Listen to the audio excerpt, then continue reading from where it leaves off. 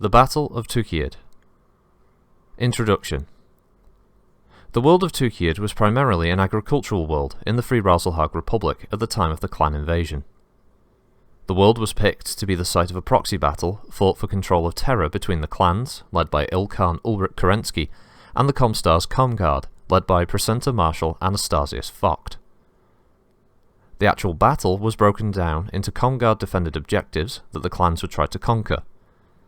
If the majority of these targets were conquered by the clans, then Terra would be allowed to fall into whichever clan would advance first.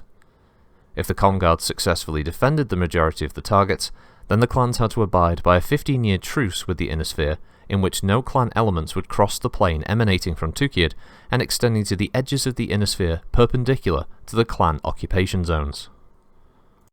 Prelude. ComStar had operated under a policy of active cooperation with the invading clans since Precentor Marshal Anastasius Vogt had met with Ulrich Kerensky during the early stages of the clan invasion. The Primus of ComStar, Mindo Waterley, saw the clans as a unique tool to crush the successor states, allowing their vision of a ComStar-dominated future for the Inner Sphere to be brought into being. To this end, the First Circuit worked to help provide Clan Wolf with a great wealth of strategic and tactical intelligence on planets they planned to attack. When those planets then fell to the Wolves, ComStar was engaged by the clan to serve as administrators on their behalf, considerably smoothing occupation of the conquered worlds and allowing the clan's galaxies to quickly move on to fresh targets without needing to leave major concentrations of troops to secure their rearguard. This policy of cooperation and administration was highly successful for the Wolves. While the pace of the Ghost Bears, Jade Falcons and Smoke Jaguar invasions increasingly slowed as they became bogged down in drawn-out conquests of worlds, the Wolves surged ahead, ultimately resulting in the then Ilkhan Leo Showers calling for a grand Kurultai at Radstad in an attempt to slow the Wolves down, a fateful decision that resulted in his death at the hands of Tira Miraborg. It was, however, to prove a boon to ComStar, with the election of Ulrich Kerensky as Ilkhan. ComStar's policy of providing information and administering worlds now became the policy of all clans, with the Precentor Marshal himself serving as the personal envoy to the clans from the First Circuit. ComStar turns hostile.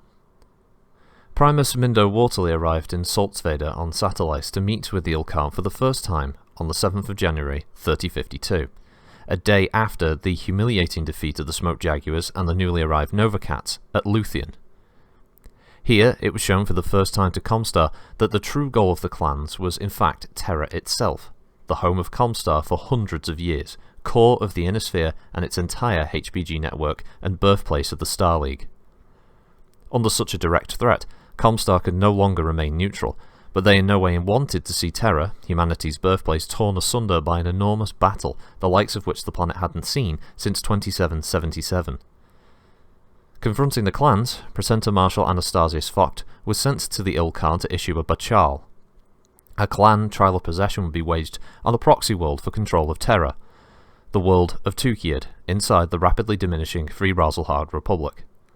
All civilians would be evacuated from the planet well before the battle start, and ComStar and the clans would each cover half of the cost of damages to civilian infrastructure resulting from this trial, set to begin in May of 3052. While possession of Terra and ComStar was a clear outcome for the clans should they win, the bidding was fierce over what precisely ComStar would gain should they win. Vogt's initial position of a permanent truce line at Tukayyid was countered by an offer for a 1-year truce, with both sides gradually reducing their positions until a 15-year truce was bargained and done. 25 galaxies from 7 clans would face off against 12 entire armies of the ComGuards, equivalent to 144 regiments, with each clan being assigned 2 objective cities to take. If ComStar won, they would buy the Inner Sphere invaluable time to fortify to the point of becoming an almost impossible target for the clans to take on. If ComStar lost, however, they may well have doomed the Inner Sphere to conquest by the clans at a stroke. Clan Battle Preparation. The Ilkhan presented the terms of the bid to the Clan Grand Council, all of whom eagerly endorsed and ratified the bid. The vast majority of the clan warriors, when presented with the battle, saw an easy victory over the mystical warriors as a foregone conclusion, and the bidding in the Grand Council for the best place in the invasion force was fierce. The Smoke Jaguars and Nova Cats, eager to regain the face they had lost in their failed invasion of Lúthien, bid dangerously low to gain the honour of being the first clan on the planet. All the Crusader clans conspired to ensure the Wolves would land last, with the least glorious targets to strike at long after the trial was expected to have been decided, an insult the Wolves would rather suspiciously be happy to accept. In the end, the battle objectives were divided by the Council as follows. The Smoke Jaguars would land first, with the cities of Dinju Heights and Port Rassis their targets, two of the largest cities on the planet. The Nova Cats would then attack the cities of Yohei and Tost. Clan Ghostbear was assigned to take the cities of Spanak and Luke. The Steel Vipers bid for the objectives of Kelly Springs and the Kozis Ranch Station. Urkanat and Kozis Prime would then be the targets for the Diamond Sharks. The Jade Falcons chose Hump Tulips and Olala as their targets, and the Wolves were given the remaining targets of Burzo and Scupo, as well as the final drop slot onto the planet, 5 days after the Smoke Jaguars would set foot on the soil of the planet. Each clan would fight its own battle and stand or fall on its own leadership. The Ilkhan's offer of advice and warning would henceforth be ignored by all clans save his own. ComGuard's battle preparation. The architect of the ComGuard strategy, Presenter Marshal Anastasius Vogt, had been preparing for the battle since returning from his visit with the clans in 3050. Running simulations and war games using ComStar's stores of advanced Star League-era mechs, much to the annoyance of the Primus who, at the time, anticipated no possible conflict between the ComGuards and clans. Armed with both first-hand observations of the clan leadership, strategy and tactics combined with countless examples of engagements across the Inner Sphere, Vogt carefully constructed his plans. Scoffed at by most of the clans as a paper general, leading a glorified honour guard for an organisation of bureaucrats, the man who had once been Friedrich Steiner, a decorated and highly capable commander in his own right, systematically laid the groundwork for his defence. With only a few exceptions, the clans had run roughshod over all the Inner Sphere that had come up against them during the invasion.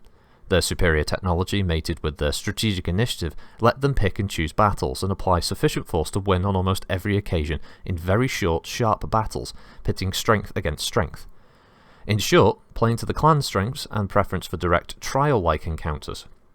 With the exception of Wolf, the invading clans lacked the knowledge, logistics, training, equipment and mindset needed to fight anything outside of direct force-on-force confrontation.